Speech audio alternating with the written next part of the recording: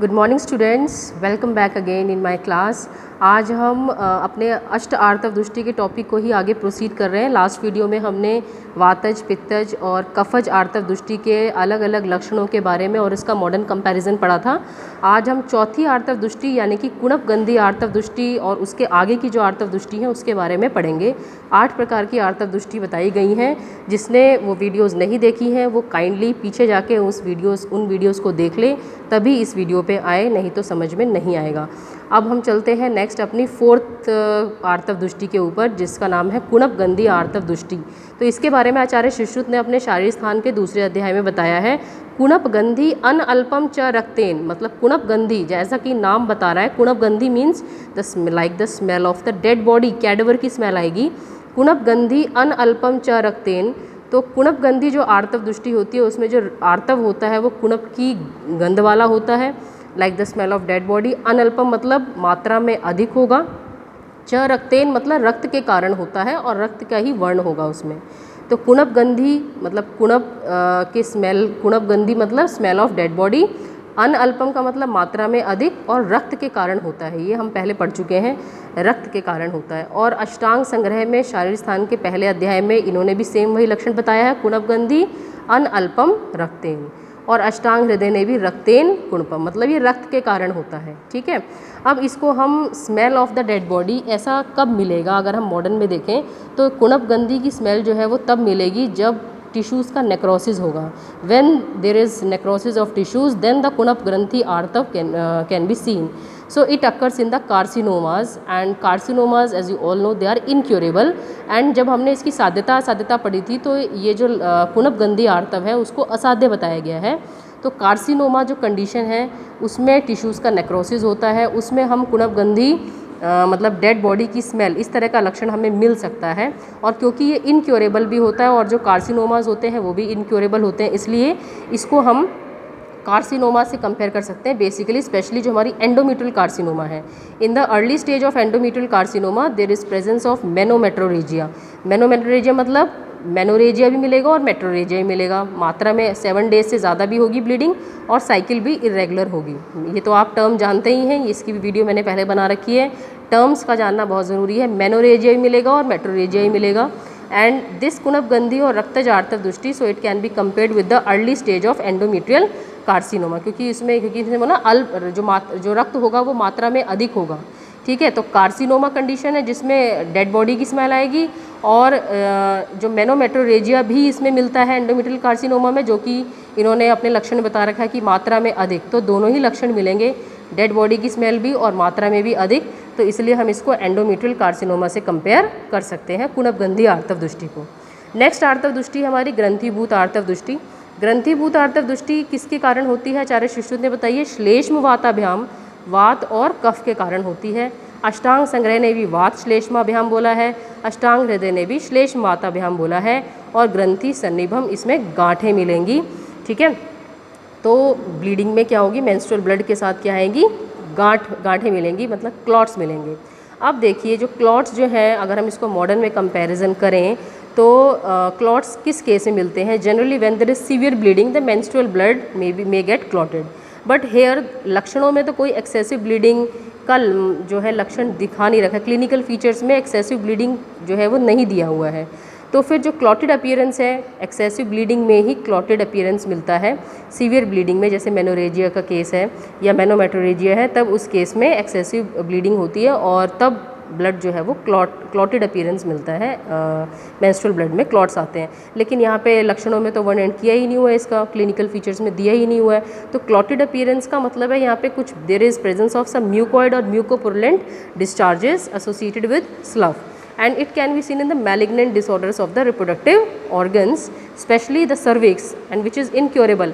The ग्रंथिभूत आर्तव दृष्टि is also said to be incurable by आचार्य सुश्रुत, है ना। और ये जो हमारा जो मैलिग्नेंट डिसऑर्डर्स होते हैं जो रिप्रोडक्टिव ऑर्गन्स के, जनरली सर्विक्स, कार्सिनोमा वगैरह, ये भी क्या होते हैं, इनक्योरेबल होते हैं। तो ये इनक्योरेबल भी है और इसमें क्लॉट्स भी मिलते हैं। तो ऐसी कंडीशन किस में मिलती है, तो ग्रंथिभूत आर्तव दृष्टि seems to be the description of malignant disorders of reproductive organs, specially cervical malignancy. Cervical malignancy में मिलेगा, क्योंकि मैलिग्नेंसी का केस है उसमें क्लॉटेड अपीयरेंस ही मिलेगा। क्योंकि उसमें म्यूकॉइड डिस्चार्जेस वगैरह आने की वजह से जो मेंस्ट्रुअल ब्लड होगा वो कैसा होगा, क्लॉटेड अपीयरेंस दिखेगा, क्लॉटेड जैसे दिखेगा। और क्योंकि ये इनक्योरेबल भी है और सर्वाइकल मैलिग्नेंसी भी इनक्योरेबल होती है, असाध्य बताया गया है इसको, और जो सर्वाइकल मैलिग्नेंसी है वो भी इनक्योरेबल मानी गई है। ठीक है, जनरली सर्वाइकल मैलिग्नेंसी में बहुत सारे क्लॉट्स देखने को मिलते हैं मेंस्ट्रुअल ब्लड के अंदर, सो बेसिकली इसको सर्वाइकल मैलिग्नेंसी से कंपेयर किया गया है। नेक्स्ट चलते हैं हमारा पूति पूय निभम। पूति पूय निभम जो हमारी आर्तव दृष्टि है, इसके बारे में आचार्य सुश्रुत ने बोला है पूति पूय निभम पित्त श्लेष्मभ्याम, मतलब ये पित्त और श्लेष्मा के कारण होता है। लेकिन अष्टांग संग्रह ने क्या बताया है कि ये रक्त पित्त के कारण होता है, रक्त पित्ताभ्याम। ठीक है, पूय आभम रक्त पित्ताभ्याम, उन्होंने सिर्फ पूय वर्ड यूज़ किया था इसलिए लिखा है पूय आभम रक्त पित्ताभ्याम। ठीक है, सो पित्त श्लेष्माभ्याम, it can be this condition, it can be compared with the severe endometritis leading to the pyometra. Pyometra means accumulation of pus in the uterine cavity.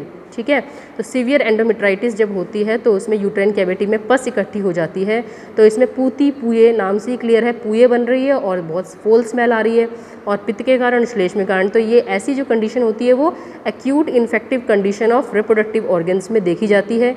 इसलिए हम इसको सीवियर एंडोमेट्राइटिस लीडिंग टू मतलब severe endometritis की जो last मतलब जो आगे की स्टेज होती है, इनिशियल स्टेज नहीं, बाद की स्टेज है जिसमें पायोमीट्रा पस इकट्ठी हो जाती है यूट्राइन कैविटी में, उससे हम इसको कंपेयर कर सकते हैं।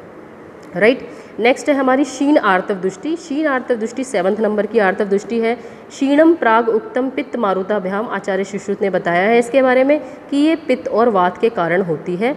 और जो अष्टांग संग्रह है उन्होंने भी सेम बताया है कि ये वात और पित्त के कारण होती है, अष्टांग हृदय ने भी वात और पित्त के कारण, तो देयर इज़ नो डिफरेंस, और कोई स्पेशल लक्षण भी नहीं बता रखा, but as the name suggest क्षीण, मतलब इसमें आर्तव जो होगा वो क्षीण हो जाएगा और पित्त और वायु के कारण होगा, यही इसका मेन लक्षण है। और इसको हम कंपेयर करते हैं with the hypoestrogenic oligomenorrhea caused by the nutritional deficiency. When there is malnutrition, so there is deficiency of the estrogen, so in that hypoestrogenic condition there will be oligomenorrhea. Oligomenorrhea means when the cycle is extended beyond 35 days. Normally the cycle is the normal period of the menstrual cycle is from 21 days to 35 days, है ना। Below 21 days it is known as hypomenorrhea and above 35 days it is known as oligomenorrhea.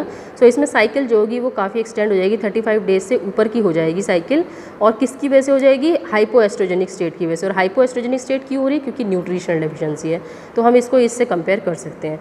Next है हमारी मूत्र पुरुष गंधी आर्तव दृष्टि। As the name suggest, इसमें मूत्र पुरुष की गंध आएगी और ये त्रिदोषज होता है, तीनों दोषों के कारण होता है, जैसा कि आचार्य सुश्रुत ने बताया है। मूत्र पुरुष गंधी सन्निपातेन इति, सन्निपात के कारण होता है, तीनों दोषों के कारण होगा।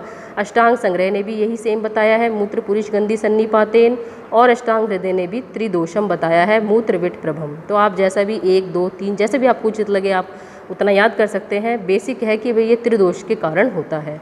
अब मूत्र पुरुष गंधी जो है वो ये किससे हम कंपेयर कर सकते हैं, it can be compared with the cervical malignancy, specially जो 3rd स्टेज होती है और 4th स्टेज होती है, उसमें क्या होता है कि vesico vaginal, vesico uterine and recto vaginal fistula can be scene.